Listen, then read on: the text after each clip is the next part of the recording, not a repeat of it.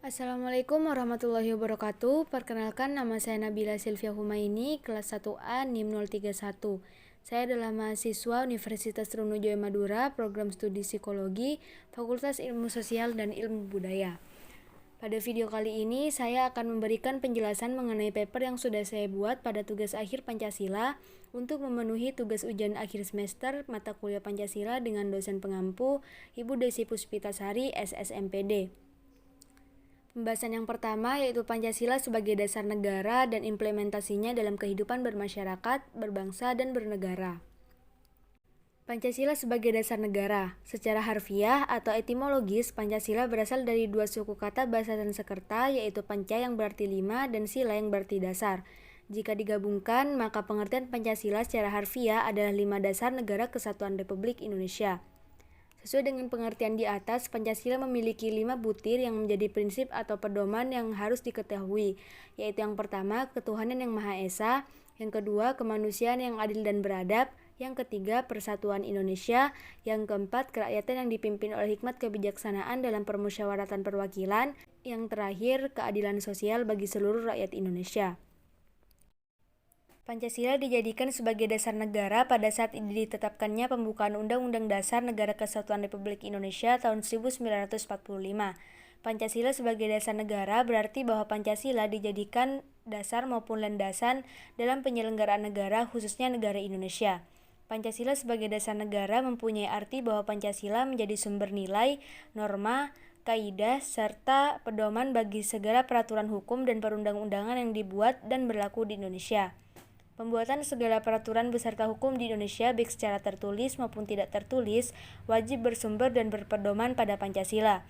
Sehingga dalam hal ini berarti bahwa Pancasila merupakan sumber dari segala sumber hukum tertinggi di Indonesia. Artinya tidak boleh ada satupun kebijakan atau aturan negara yang boleh bertentangan dengan Pancasila. Yang kedua, tantangan Pancasila sebagai dasar negara.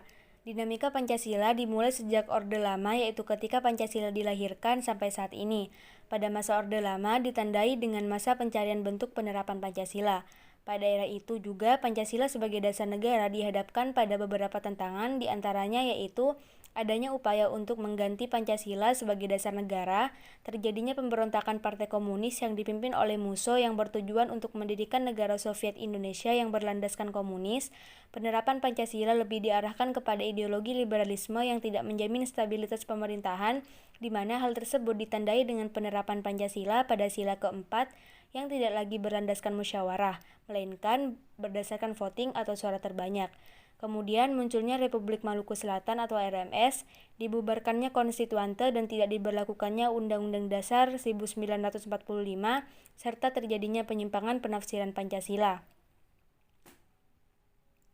Pada masa Orde Baru, tepatnya di bawah pemerintahan Soeharto, Pancasila ditempatkan pada kedudukan yang sangat tinggi hingga dilaksanakannya P4 yaitu pedoman, penghayatan, dan pengamalan Pancasila dalam kehidupan sehari-hari. Kemudian, pada masa reformasi, tantangan yang dihadapi oleh Pancasila sebagai dasar negara diantaranya Pancasila pernah hilang dari kurikulum pembelajaran. Tidak sampai di situ, bahkan sampai sekarang Pancasila masih menghadapi berbagai tantangan tersendiri seperti terjadinya globalisasi yang melunturkan nilai-nilai agama, persatuan, dan gotong royong, adanya terorisme yang dapat menyebabkan keresahan rakyat serta menjadi ancaman tersendiri terhadap persatuan dan keamanan negara, serta banyak beredarnya narkoba yang dapat merusak masa depan generasi bangsa. Kemudian implementasi Pancasila sebagai dasar negara dalam kehidupan bermasyarakat, berbangsa, dan bernegara. Berbagai tantangan yang ada terhadap Pancasila sebagai dasar negara dapat diatasi yaitu salah satunya dengan menanamkan nilai-nilai yang terkandung dalam makna Pancasila sebagai dasar negara. Implementasi Pancasila sebagai dasar negara dalam kehidupan bermasyarakat, berbangsa, dan bernegara yaitu pada sila pertama, ketuhanan yang Maha Esa mengandung pengakuan terhadap keberadaan Tuhan sebagai pencipta alam semesta beserta isinya. Oleh karena itu, masyarakat Indonesia harus meyakini akan adanya Tuhan dengan cara beriman dan taat terhadap perintahnya, serta menjalankan ibadah dan menjauhi segala larangannya. Sila kedua, kemanusiaan yang adil dan beradab memiliki makna tentang keseluruhan sifat dan budi luhur manusia dengan mengakui kesamaan derajat, hak, dan kewajiban antara manusia satu sama lain. Sila ketiga, Persatuan Indonesia berarti perwujudan dari persatuan terhadap semua keberagaman yang ada di Indonesia, mengatasi dan menghargai paham individu ataupun kelompok agar tidak terpecah belah. Sila keempat, kerakyatan yang dipimpin oleh hikmat kebijaksanaan dalam permusyawaratan perwakilan mengandung makna bahwa segala sesuatu harus berdasar pada musyawarah dengan asas kekeluargaan, baik dalam pengambilan pendapat maupun dalam pemecahan suatu masalah. Dan sila yang kelima, keadilan sosial bagi seluruh rakyat Indonesia, artinya kita harus mewujudkan sebuah negara yang adil dalam pelaksanaannya dengan tidak melihat dan membedakan kasta sosial masyarakat. Kemudian pembahasan yang kedua yaitu tentang makna dan fungsi Pancasila sebagai ideologi nasional. Yang pertama, pengertian ideologi. Dalam bahasa Yunani, ideologi berasal dari kata eidos yang berarti gagasan, pengertian dasar, konsep atau cita-cita, dan logos yang memiliki arti ilmu pengetahuan. Maka dapat disimpulkan bahwa ideologi merupakan ilmu pengetahuan tentang gagasan, pengertian dasar, konsep atau cita-cita. Jika dihubungkan dengan negara, ideologi dapat diartikan sebagai gagasan, cita-cita atau sesuatu yang diharapkan oleh suatu bangsa dan masyarakatnya dalam menjalankan kehidupan berbangsa dan bernegara. Fungsi ideologi suatu negara adalah mampu memberikan identitas atau ciri khas kelompok atau suatu bangsa yang bertujuan untuk mempersatukan masyarakat bangsa. Oleh karena itu, setiap negara harus memiliki ideologi agar dapat melangsungkan kehidupan bernegara. Jika suatu negara tidak memiliki ideologi, maka besar kemungkinan negara tersebut akan mudah terpengaruh oleh ideologi yang justru membahayakan sehingga negara tersebut akan mudah mengalami kehancuran. Makna Pancasila sebagai ideologi nasional. Pancasila sebagai ideologi nasional mengandung konsep mengenai wujud masyarakat yang dicita-citakan. Pancasila bersifat hierarkis piramidal di mana pondasinya adalah sila pertama dan puncaknya adalah sila kelima. Sila pertama sebagai dasar negara, sila kedua sebagai pandangan hidup bangsa Indonesia, sila ketiga sebagai tujuan hidup bangsa Indonesia, sila keempat sebagai jiwa dan kepribadian bangsa Indonesia, dan sila kelima adalah hasil perjanjian luhur bangsa Indonesia.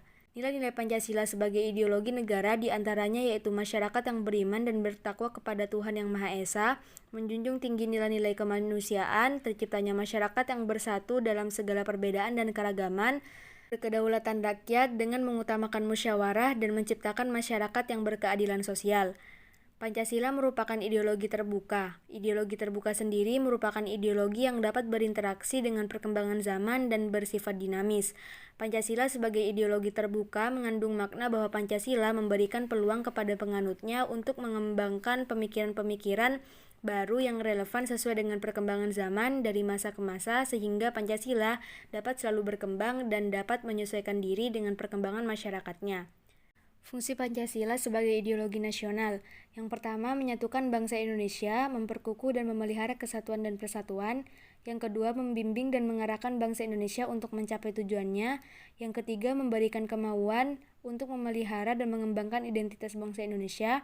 Yang keempat, menerangi dan mengawasi keadaan serta kritis kepada adanya upaya untuk mewujudkan cita-cita yang terkandung dalam Pancasila.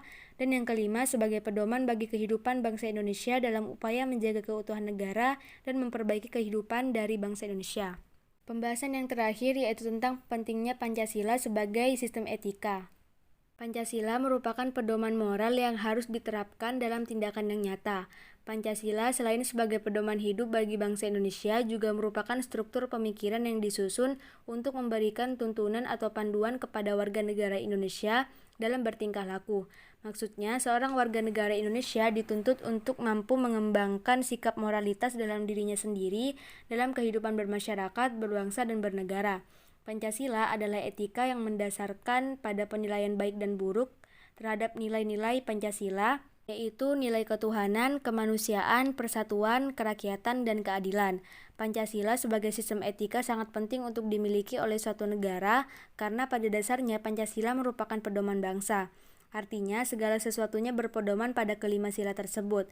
Jika dalam Pancasila tidak mengandung nilai etika atau moralitas yang semestinya, maka sebuah negara akan mudah mengalami disintegrasi dan menyebabkan negara tersebut semakin dekat dengan kehancuran. Sekian penjelasan dari saya, kurang lebihnya mohon maaf. Terima kasih. Wassalamualaikum warahmatullahi wabarakatuh.